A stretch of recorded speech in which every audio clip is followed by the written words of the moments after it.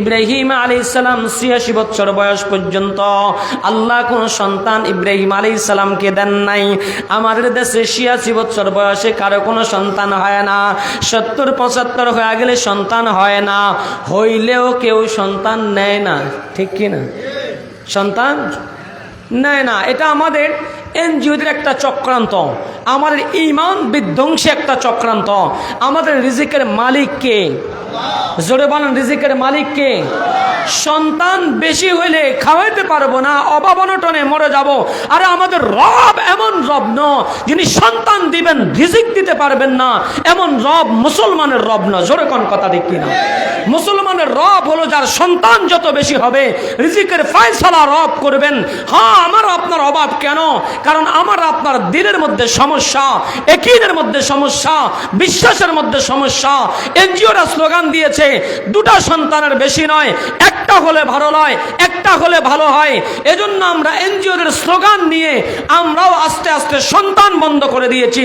রব বলেন, তুই যখন সন্তান বন্ধ করে দিয়েছো, আমি রব তোর রিজিক বন্ধ করে দিয়েছি। এজন্য যারা বন্ধ করে দিয়েছেন তওবা করে খুলে দেন। আমার রবের কাছে রিজিকের অভাব নাই, আমার রব রিজিক দিতে পারেন, রবের কাছে রিজিকের অভাব নাই। রব সব সময় বান্দাকে ডাকতে থাকে দেওয়ার জন্য। আল্লাহ আমাদেরকে বুঝার তৌফিক দান করেন, বলেন আমিন। ইব্রাহিম আলাইহিস সালাম শুধু আল্লাহর কাছে দোয়া করে, আল্লাহ রব্বি হাবিলি মিনাস সালিহিন, আল্লাহ গো আমার একটা নেককার সন্তান দেন না। চাইতে চাইতে চাইতে চাইতে বয়সটা ৮৬ বছর পর্যন্ত হয়ে গেছে, এখনো কোনো সন্তান হয় না। আমার বাবারা, আমার মায়েরা যাদের সন্তান হয় না, আল্লাহর কাছে চান। কোনো মাজারের পীর সাহেব আপনার সন্তান দিতে পারে না, কোনো দরগার পীর সাহেব আপনার সন্তান দিতে পারে না, কোনো তাবিজ তোমার আপনার সন্তান দিতে পারে না, কোনো মাজার কোনো গজার আপনার সন্তান দিতে পারে না, কোনো বাবা আপনার সন্তান দিতে পারে না। কেউ আপনাকে ছেলেও দিবে না, কেউ আপনার মেয়েও দিবে না। ছেলে মেয়ে দেওয়ার মালিক একজন, তিনি কে? এত জোরে ডাক দেন না, তিনি কে? আল্লাহ আমার রব, এই রবি আমার সব। আল্লাহ আমার রব, এই রবি আমার সব। হৃদয়ের জানালা খুলে দাও না, প্রভুর প্রেমে কেন সাড়া দাও না, প্রভুর প্রেমে কেন সাড়া দাও না। অসীম ক্ষমতা যার সবার উপর, যার প্রেমে বয়ে চলে যার নানাহার, তবু কেন তার ডাকে, তবু কেন তার ডাকে সাড়া দাও না, প্রভুর প্রেমে কেন সাড়া দাও না। ইব্রাহিম পয়গম্বর আল্লাহর কাছে শুধু ডাক দেয়, রব্বি হাবিলি মিনাস সালিহিন, আল্লাহ গো আমার একটা নেককার সন্তান দেন না। চাইতে চাইতে চাইতে চাইতে ৮৬ বছর বয়স যখন হয়ে গেছে, আল্লাহ কয় শুনো, ফাবাশশারনাহু বিগুলামিন হালিম, আমি আল্লাহ তার একটা ধৈর্যশীল সন্তানের সুসংবাদ দিলাম। ওই সন্তানের নাম হলো ইসমাঈল। আল্লাহু আকবার। আল্লাহ তাআলা ইসমাঈল আলাইহিস সালামকে দান করলেন। লম্বা ইতিহাস কেমনে কিভাবে দান করলেন ওদিকে যাব না। এরপর সন্তান যখন আল্লাহ দিলেন, আল্লাহ এবার মারাত্মক পরীক্ষায় ফেললেন। এই সন্তানটা ইব্রাহিম পয়গম্বরের কলিজার টুকরা। একটু জিকির করেন, লা ইলাহা ইল্লাল্লাহ।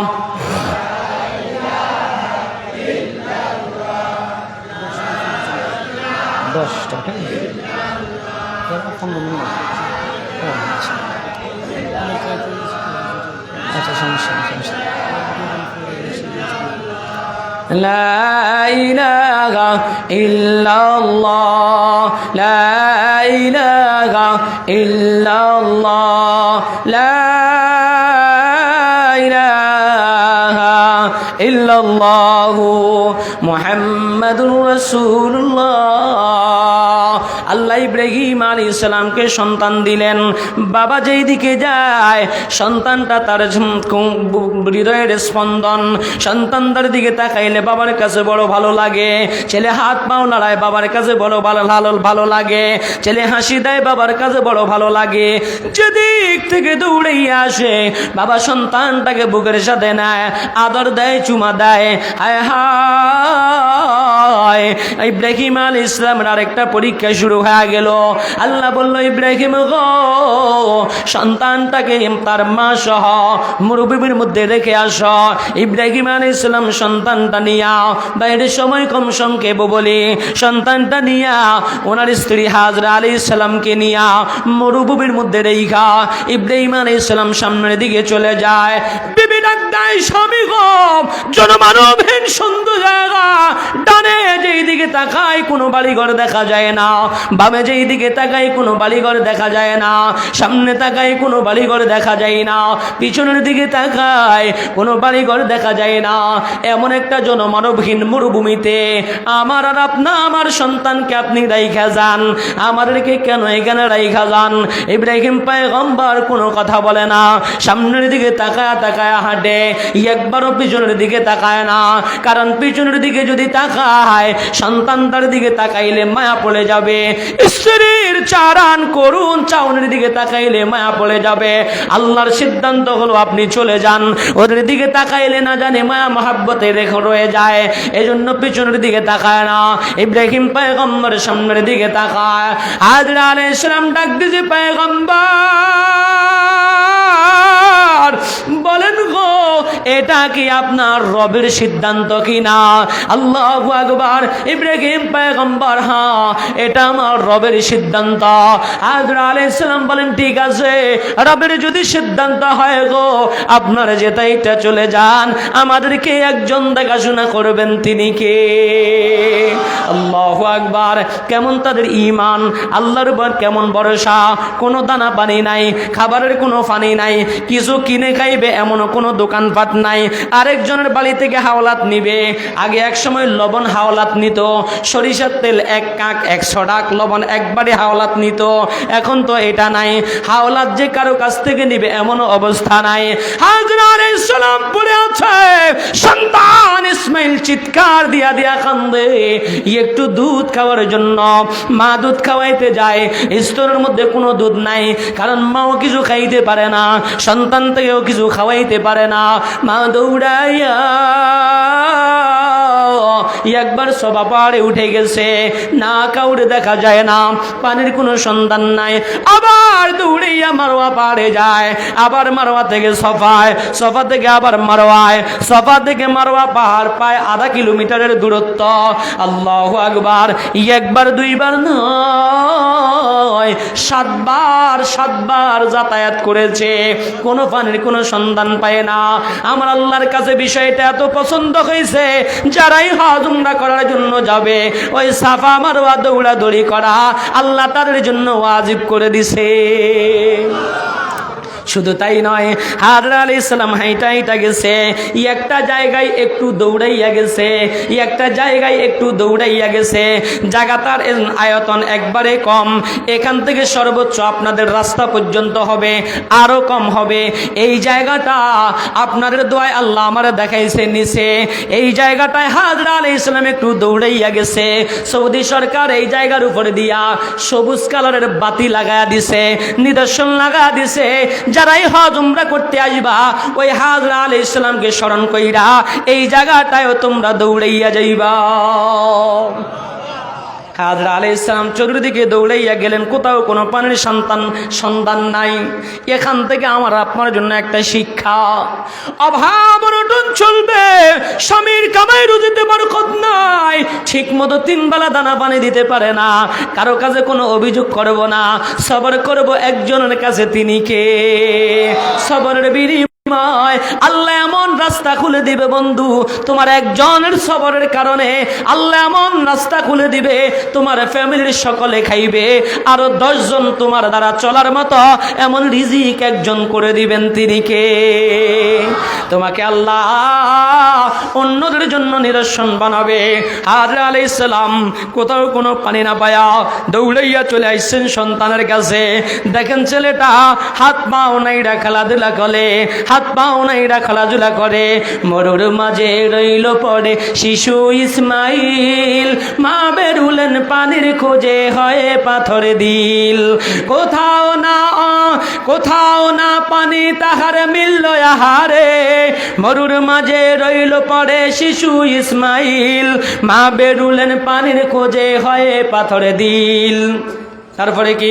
পানির আশায় গেলেন তিনি দূরের পাহাড়ে, কোথাও না মিলল কিছু অবাক আহারে, অবাক হয়ে গেলেন পীরে খুকন শোনা তার, পরিপাটি চলছে যায় এক ঝর্ণা চমৎকার, কোন আকাশের কুল থেকে কচিন মেঘের ছায়া এসে তাহার পায়ে পড়ে মেলেছে পাখা, পুণ্য স্মৃতি সেই নহরের নাম হলো জমজম, তারি পাশে গড়ল কাবা মক্কা মুআজ্জম। আল্লাহু আকবার। হাজরা আলাইহিস সালাম দৌড়ায়া সন্তানের নিকট আইসা দেখে রে সন্তান পাও লড়ায় লড়ায় খেলাধুলা করে, পায়ের নিচ থেকে জমিন পাইটা পাথর পাইটা চিক চিক চিক চিক করে পানি বের হয়, ওই পানির নাম হলো আজকে জমজমের পানি। জমজমের পানি অনেক দামি পানি, এটা খাইলে যেমন তৃষ্ণা নিবারণ হয়, সাথে সাথে আবার ক্ষুধাও নিবারণ হয়। সুবহানাল্লাহ। দুনিয়ার আর কোনো পানি নাই, ওটা খাইলে শুধু তৃষ্ণা নিবারণ হবে, ক্ষুধা নিবারণ হবে না। বন্ধুরে, জমজমের পানি খাইলে তৃষ্ণা নিবারণের পাশাপাশি ক্ষুধাও নিবারণ হয়। অনেক প্রসিদ্ধ একটা ওয়াকিয়া আছে, একজন আল্লাহর বান্দা মারাত্মক অসুস্থ হয়ে গেছে, ডাক্তার চেক আপ কইরা কয়টি কিডনিতে পাথর, এমন মারাত্মক অবস্থা, অপারেশন করলে বাঁচার কোনো সম্ভাবনা নাই। ডাক্তার জানা দিছে বন্ধু অপারেশন করাইতে পারো, লক্ষ লক্ষ টাকা যাবে, কিন্তু বাঁচার কোনো গ্যারান্টি নাই। আল্লাহর বান্দা কয় বাঁচার যদি গ্যারান্টি নাই অপারেশন করার দরকার নাই। ফাস্টফুড ভিসা টিকিট কাইটা চলে গেছে আল্লাহর পবিত্র কাবায়, মক্কা মদিনায় যা উমরাটা কইরা প্রত্যেক দিন শুধু জমজমের পানি খায়, সকালেও জমজমের পানি, বিকালেও জমজমের পানি, দুপুরেও জমজমের পানি, আর খানায় কাবার কালো গিলাফটা দইরা। বন্ধুরে, দুনিয়ার জমিনে কত কাপড়, কত রং বেরঙ্গের কাপড়, কত রকমের মায়া, কত রকমের ভালোবাসা, কারো লাল ভালো লাগে, কারো হলুদ ভালো লাগে, কারো সবুজ ভালো লাগে, কারো গোলাপি রং ভালো লাগে, কারো সাদা রং ভালো লাগে, কালো খুব বেশি মানুষের পছন্দ হয় না, কিন্তু খানায় কাবার গিলাফ এমন এক কালো গিলাফ, ওই কালো গিলাফটা মানুষদেরকে চুম্বকের মতো আকর্ষণ করে, ঠিক কিনা? আল্লাহর ওই বান্দা রবের কালো গিলাফটা দইরা আল্লাহরে ডাক দিছে, আল্লাহ ডাক্তার বলেছে অপারেশন করলে অসুস্থতার সম্ভাবনা নাই গো, আল্লাহ গো সমস্ত ডাক্তারের ডাক্তার তো তুমি আল্লাহ, কালো গিলাফটা দইরা আল্লাহ কয়, আল্লাহ গো ধরছি তোমার কালো গিলাফ ছাড়ব না, জমজমের পানি খায়া আল্লাহ তোমার দরবারে দোয়া করি তুমি আমার সুস্থ না কইরা এখান থেকে নিও না। এরপরে উমরার কাজ সেইরা ওই ডাক্তারের কাছে যায়, আবার পরীক্ষা নিরীক্ষা করানোর পরে ডাক্তার একবার রিপোর্টের দিকে তাকায়, আবার ওই বান্দার চেহারার দিকে তাকায়, আবার রিপোর্টের দিকে তাকায়, আবার চেহারার দিকে তাকায়, আল্লাহর বান্দারে কোথায় ডাক্তার দেখাইছ, দেখি অপারেশন কোন জায়গায় করছে। ডাক্তার না না, কোনো অপারেশন করি নাই, আমি কিচ্ছু করি নাই, আমি আমার রবের কালো গিরাব দইরা রবকে বলছি, আর শুধু জমজমের পানি খাইছি, ওটার উসিলায় আমার আল্লাহ আমারে সুস্থ করে দিছে। আর জোরে কান্না সুবহানাল্লাহ। ওই আল্লাহ কি এখনো আছে না নাই? শুধু আমার আপনার ইমানটা শুধু ইব্রাহিম আলাইহিস সালামের মতো হওয়া দরকার, ইব্রাহিম ইসমাইল আলাইহিস সালামের মতো হওয়া দরকার, হাজরা আলাইহিস সালামের মতো হওয়া দরকার। আমার আর আপনার ইমানটা যদি আজকেও তেমন হয়ে যায়, রব আগে যেমন ছিলেন এখনো তেমন আছেন, রব আগে যেভাবে দান করতেন এভাবে সেভাবে দিবেন, রব আগে যেভাবে সুস্থ করছেন এখনো ওভাবে করবেন। শুধু বন্ধুরে, আমিও মানুষ, সাহাবায়ে কেরামও মানুষ ছিল, তাদেরও দুইটা চোখ আমারও দুইটা চোখ, তাদেরও দুইটা হাত আমারও দুইটা হাত, তাদেরও দুইটা পাও আমারও দুইটা পা। একটা জায়গায় গন্ডগোল শুধু এই জায়গায়, এই জায়গাটা কলবটা ইমানটা যদি আজকেও আবু বকরের মতো ওমরের মতো হয়ে যায়, বন্ধুরে আল্লাহ তাদের মতো আমাদেরকেও দান করতে বেশি সময় লাগবে না, ঠিক কি না? পারবো না ইনশাআল্লাহ? জোর কন্যা পারবেন না ইনশাআল্লাহ? ইমানটা পারবো না ইনশাআল্লাহ ওরকম করতে? ইমানটা যদি ওরকম করতে হয় তো ইমানের ব্যাটারিতে চার্জ দেওয়া লাগবে।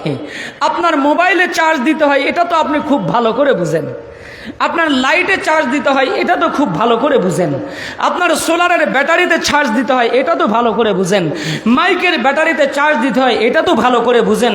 চার্জের নির্দিষ্ট একটা সময়সীমা আছে, এরপরে চার্জ শেষ হয়ে যাবে, এরপরে আবার ব্যাটারি চার্জ দিতে হবে, না হলে চলবে না, এটা বসে যাবে, ড্যামেজ হয়ে যাবে, এটার দ্বারা কোনো কাজ হবে না।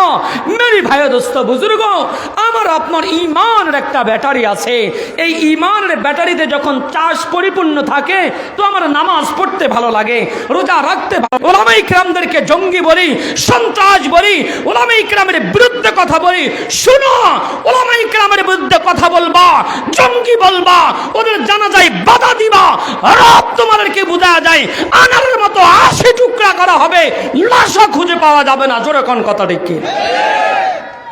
সুতরাং মেরি ভাই দোস্ত বুজুর্গ, কি করছো? এই জমিনে রব পাঠিয়েছেন আমাকে আপনাকে, রিজিকও রব দিচ্ছেন, রবের এই জমিনে থাইকা রবের নাফরমানি করব, এটা রব সহ্য করবেন না, এটা রব সহ্য করবেন না।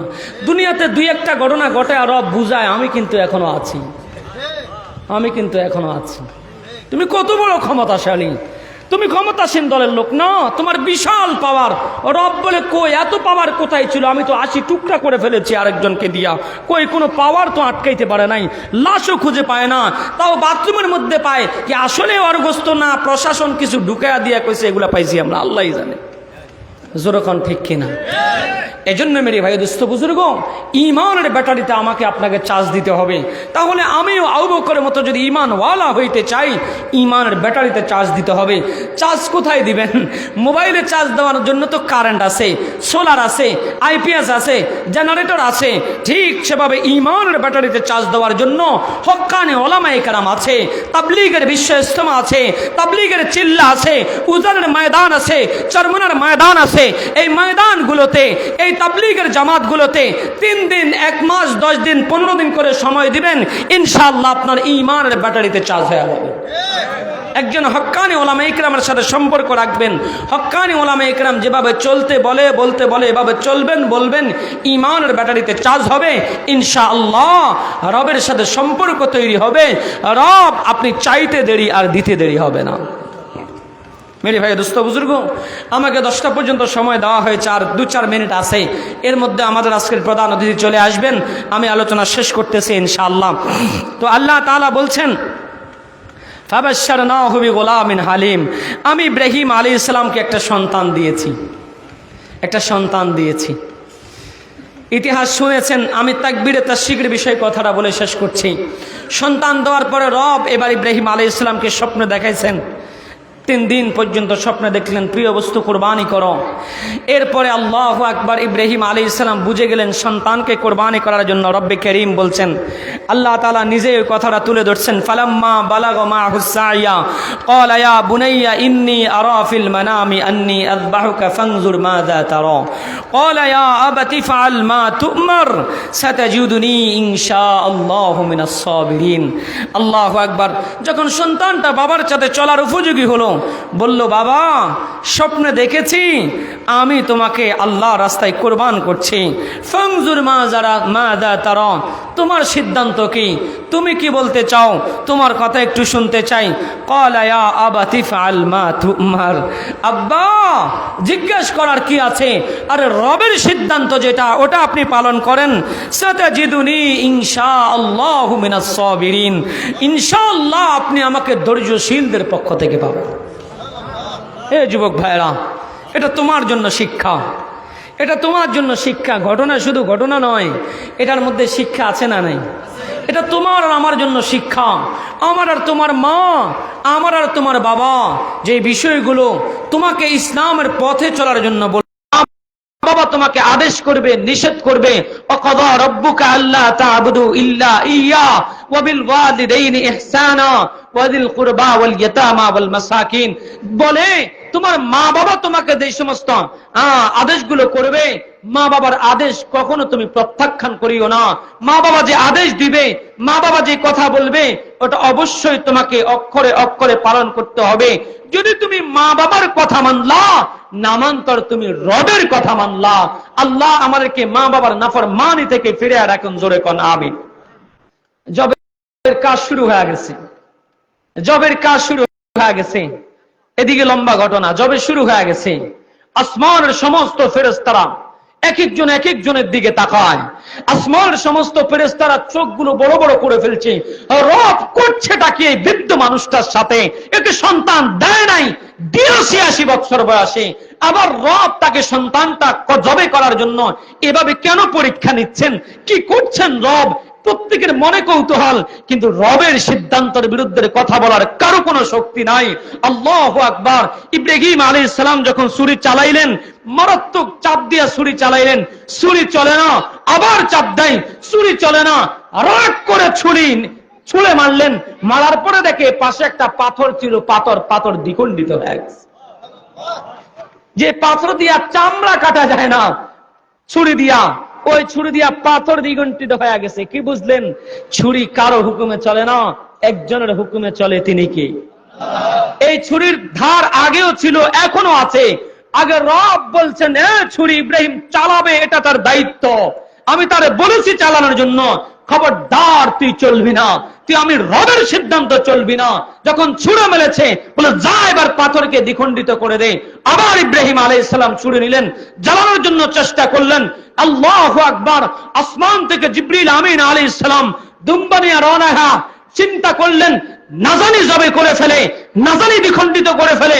আওয়াজ দিলেন, আল্লাহু আকবার, আল্লাহু আকবার। ইব্রাহিম পয়গম্বর যখন আল্লাহর ফেরেশতা জিবরাইল আলাইহিস সালাম যখন আওয়াজ দিলেন, ইসমাঈল আলাইহিস সালাম তো শোয়া, তাকা দেখলেন জিবরাইল আলাইহিস সালাম ও দুম্বা নিয়ে আসতেন। এবার জিবরাইল ইসমাঈল আলাইহিস সালাম বলা শুরু করলেন, লা ইলাহা, আল্লাহু আকবার, আল্লাহু আকবার, লা ইলাহা ইল্লাল্লাহু, আল্লাহু আকবার। তাকা ইব্রাহিম পয়গম্বর দেখেন আশ্চর্য কাহিনী। রব্বে করিম তো পুরা উল্টা দিয়েছেন। ইব্রাহিম আলাইহিস সালাম জবান দিয়া বললেন, আল্লাহু আকবার ওয়ালিল্লাহিল হামদ। এক, ইব্রাহিম আলাইহিস সালামের কথা, ফেরেশতা জিবরাইলের কথা, দুই, ইসমাঈলের কথা, তিন, হযরত ইব্রাহিম আলাইহিস সালামের কথা। তিনজনের বাক্য আমার রবের কাছে বড় ভালো লাগছে। আমার রব বলে আমার উম্মত মুহাম্মদিয়ার জন্য এটা আমি পড়াকে বাধ্যতা করে দিলাম। 9 তারিখ জিলহজের ফজর থেকে শুরু করে 13 তারিখ আসর পর্যন্ত 23 ওয়াক্ত সালাতের মধ্যে একাকি পড়ো, অথবা নামাজের মধ্যে পড়ো, অথবা নামাজের মধ্যে 2 রাকাত পায়া পরে 2 রাকাত পড়ো, যেভাবেই হোক প্রত্যেকের জন্য অন্তত এটা একবার পড়তেই হবে। কি বলেন, ঠিক কিনা? বলেন তো, তাকবীরটা বলেন তো।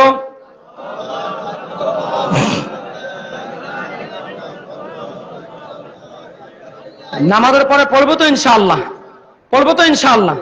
এটা ইব্রাহিম আলাইহিস সালাম, ইসমাঈল আলাইহিস সালাম এবং হযরত জিবরাইলের নিদর্শন, তিনজনের নিদর্শনকে আল্লাহ কিয়ামত পর্যন্ত জারি রাখলেন। এই জন্য রব্বে করিম যে সমস্ত কথাগুলো বলেছি, আমাকে আপনাকে শোনার পরে আমল করার তৌফিক দান করেন। বলেন আমিন। এখনই আমার উস্তাদে মুহতারাম আসবে, হুজুর বয়ান পেশ করবেন। আপনারা থাকবেন না ভাগবেন? কারা কারা থাকবেন একটু রবকে হাত তুলে দেখান তো। আল্লাহু আকবার। আল্লাহ কবুল করেন। বলেন আমিন। হাত নামান। ইনশাআল্লাহ মাহফিল তো আর প্রত্যেক দিন হয় না, গুরুত্বপূর্ণ মাসাইল গুলো আছে। কোন ধরনের গরু কিনবেন, কোন ধরনের ছাগল কিনবেন, কোনগুলো কিনলে আপনার কুরবানি হবে।